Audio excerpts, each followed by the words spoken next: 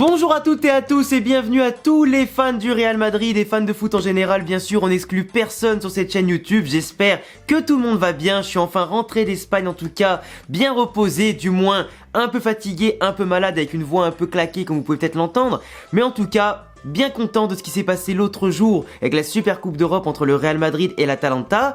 C'est enfin le moment les amis de faire le premier avant-match de Liga entre le Real Madrid qui va se déplacer sur la pelouse de Majorque, en tout cas un adversaire qui certes est beaucoup moins fort que le Real sur le papier comme le terrain, mais un adversaire qui, si vous avez bien suivi la saison dernière, vous a quand même posé pas mal de problèmes. Une équipe ultra défensive, une équipe qui est en difficulté offensive, qui joue sur ses propres forces en tout cas et qualités pour essayer de faire tomber un maximum de grosses équipes et surtout de se sauver en Liga. Une équipe qui aurait pu en tout cas redescendre en Ligue 2 avec quelques points à peine au-dessus de la zone de relégation, mais vraiment cette année qui va essayer, pourquoi pas, malgré un faible mercato, de se relancer et de commencer la saison tambour battant, en sachant que dès le premier match t'affrontes le Real Madrid, eux ils ont que le couteau entre les dents et ils n'ont absolument plus rien à perdre. Du coup dans cette vidéo, très légère analyse de Majorque et on passera bien sûr surtout au cas du Real Madrid, comment ils vont commencer la saison en Liga après la belle victoire en Super Coupe d'Europe. Et je vous laisserai comme d'habitude vous abonner, cocher la cloche et mettre un petit pouce bleu, ça me fera en tout cas super plaisir.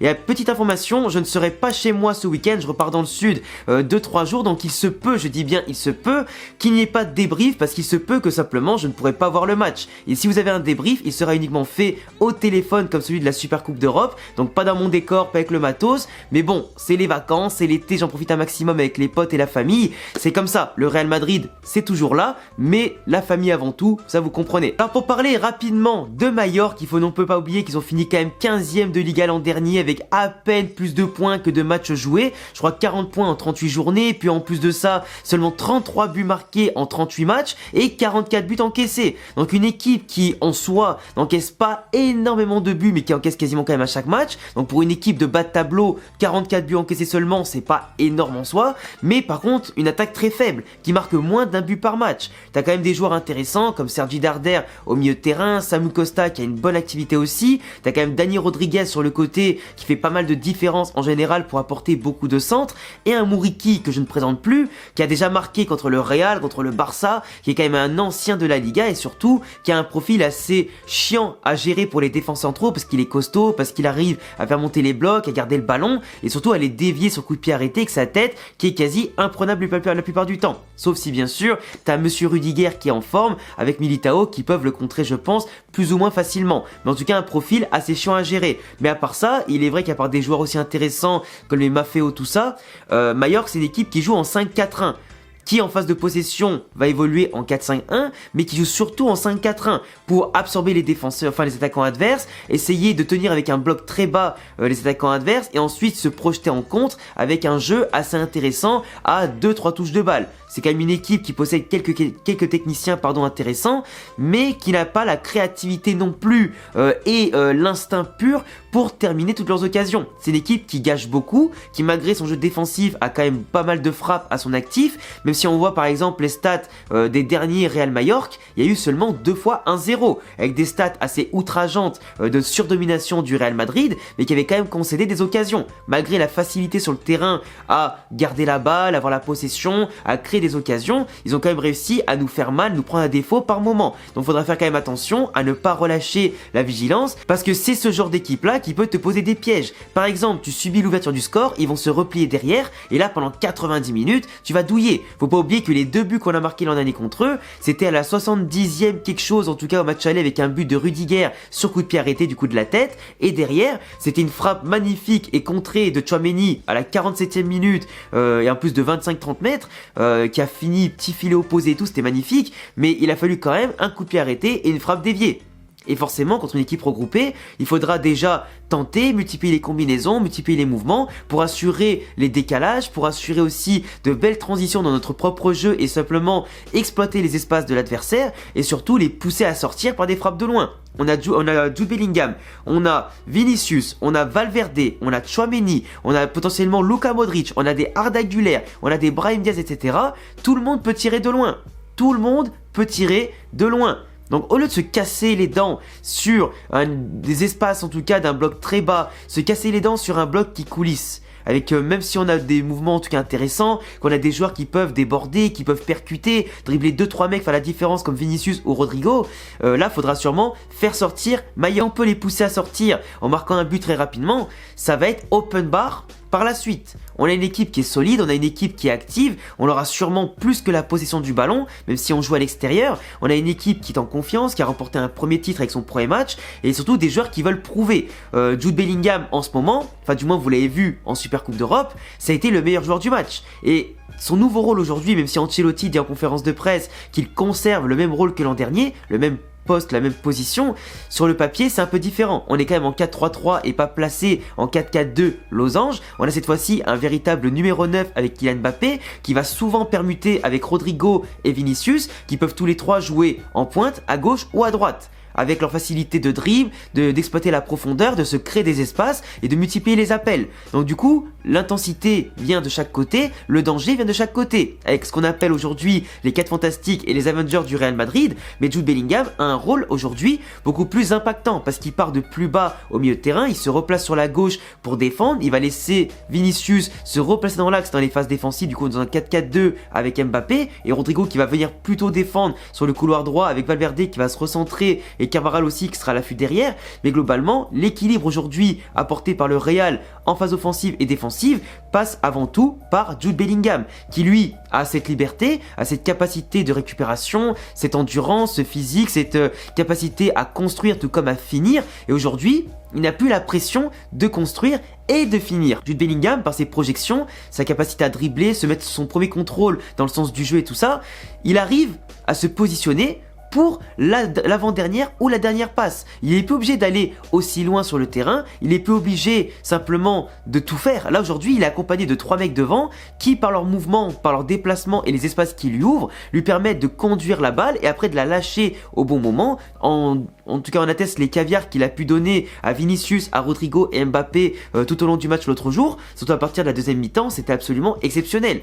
Jude, il est partout et franchement, avec Valverde et lui, on a un duo infatigable.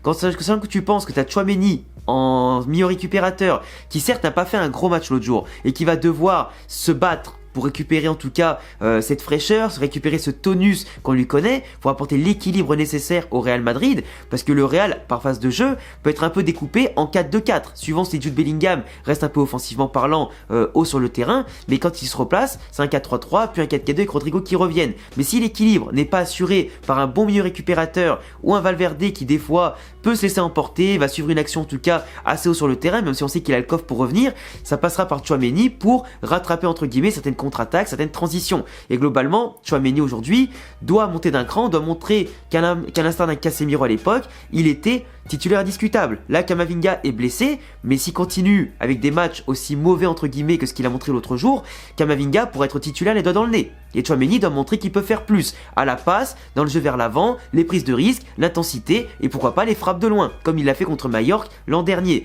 Mais voilà, après il faut qu'il se mette au niveau quand même de Valverde et Bellingham pour pas créer de déséquilibre. On a vu l'autre jour un Real Madrid qui avait un manque de créativité en première mi-temps, qui avait du mal à se trouver, qui avait du mal à se positionner, mais dès la deuxième mi-temps, dès qu'on a mis le pied sur le ballon, qu'on a mis le pied sur l'adversaire, qu'on a commencé à rentrer dans les duels, qu'on a commencé à se lâcher, là ça allait à 15 000 à l'heure. On aurait pu finir ce match à 5 ou 6-0, mais assez facilement. Et en plus on avait des occasions, même en première mi-temps, on n'était pas très bon. Et donc là contre Mallorca, qui va être une équipe très regroupée, il va falloir être intelligent.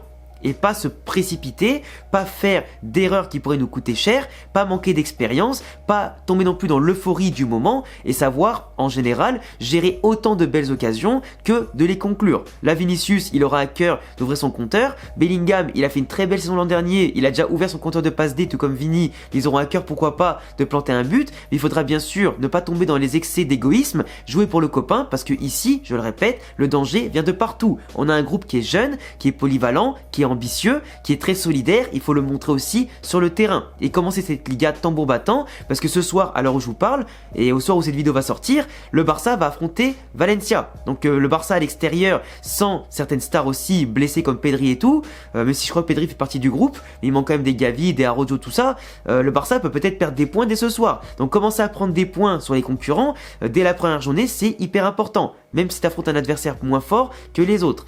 Après voilà, après Kylian Mbappé avec Rodrigo Vinicius vont beaucoup permuter. Et justement, il faudra faire attention à ne pas perdre soi-même son propre équilibre ou simplement ne pas avoir trop de joueurs par moment sur le même côté qui font les mêmes appels ou simplement des joueurs qui vont dézoner au mauvais moment, qui vont empêcher l'action de se créer ou de se conclure à certaines zones de jeu où normalement les joueurs auraient dû se placer. Donc attention à bien s'entendre, à permuter dans les bonnes phases de jeu et ne pas vouloir en faire trop. Kylian l'autre jour, il a essayé de faire des petits contrôles, des petits gestes, des petits dribbles, etc.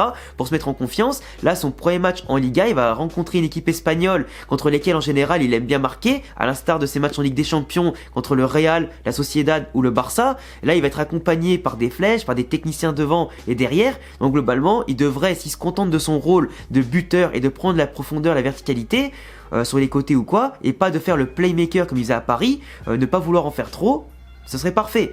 Jude aujourd'hui, il a le rôle où il ne doit plus construire et finir. Il se contente de construire globalement et d'assister. Mbappé, il doit plus construire et finir, il doit juste finir. Donc si tu as les deux joueurs clés au milieu et à l'attaque qui font simplement leur rôle, en dépassant bien sûr leur fonction quand il le faut, les rôles sont répartis aujourd'hui. T'as plus besoin d'en faire trop. Et Vinicius, qui est pour moi le meilleur joueur du Real Madrid aujourd'hui, lui, on a plus besoin de lui dire quoi que ce soit. Juste qu'il se teste par rapport aux arbitres, qu'ils prennent pas des cartons un peu trop cons. Mais globalement, Vinicius aujourd'hui, c'est le meilleur joueur du monde. Tu peux pas lui dire quoi faire, il sait quoi faire. Il est facile, il fait la différence et il la fera la différence. Rodrigo, quant à lui, il va falloir qu'il soit plus régulier, plus stable, parce que derrière, t'as Arda et t'as Brahim qui chauffent leurs fesses sur le banc et qui attendent qu'une chose, rentrer, prouver leur chance et être décisif. Du coup, à voir comment ça va se passer, mais comme l'a dit Ancelotti, Rodrigo apporte beaucoup en défense comme en attaque, comme on l'a vu sur la récupération du 2-0 contre l'Atalanta. Il faudra bien sûr que ça aille au bout cette fois-ci. Après, les autres en défense, Carvajal, Mendy, j'ai rien à dire, ils sont au top en défense comme en attaque. Mendy peut-être améliorer ses passes, ses contrôles et ses projections. Et après Rudiger, Militao, l'autre jour ils ont été bons. Donc il faut qu'il continue comme ça. Et Courtois, on n'a rien à lui dire. Enfin bref, moi je vois vraiment aujourd'hui un Mallorca qui va beaucoup défendre, un Real Madrid qui va attaquer à outrance, qui aura la possession, qui va savoir faire son football, qui va chercher les automatismes aussi avec ses joueurs fraîchement arrivés, ce nouveau schéma tactique en tout cas, qui laisse beaucoup de polyvalence et de champ à Mbappé, à Vini, à Rodrigo et à Bellingham surtout. Donc soyons solides, faisons un clean sheet pour se mettre en confiance contre une équipe qui a une attaque assez faible de base, qui a recruté quelques petits joueurs mais pas en tout cas de grands dangers en tout cas à analyser. Attention à Muriqi, à Darder, à Samuel Costa, à Dani Rodriguez, attention à leurs latéraux qui vont monter, attention à pas perdre de balles inutiles, attention aux coups de pied arrêtés, offensivement comme défensivement. Et puis faites votre boulot les Avengers. En tout cas je le sais, moi je pense qu'il y aura facilement 3-0 pour le Real en ouverture de Liga. Ils ont montré qu'ils étaient déjà en confiance, qu'il y avait du physique et du tonus et en tout cas de la ressource. Donc vamos pour une première victoire, je l'espère. J'attendrai tous vos commentaires, vos avis, vos pronostics sur ce match-là dans les commentaires. Le petit pouce bleu. Merci à ceux qui s'abonnent, on est plus de 80 000 abonnés. C'est maintenant les dernières lignes droites vers les 100 000 abonnés. Je vais vous laisser, je vais aller me soigner le nez parce que là je sens que ça commence à prendre et la gorge aussi. À la Madrid, in a Damas. Et bonne journée à tous. Ciao les gars.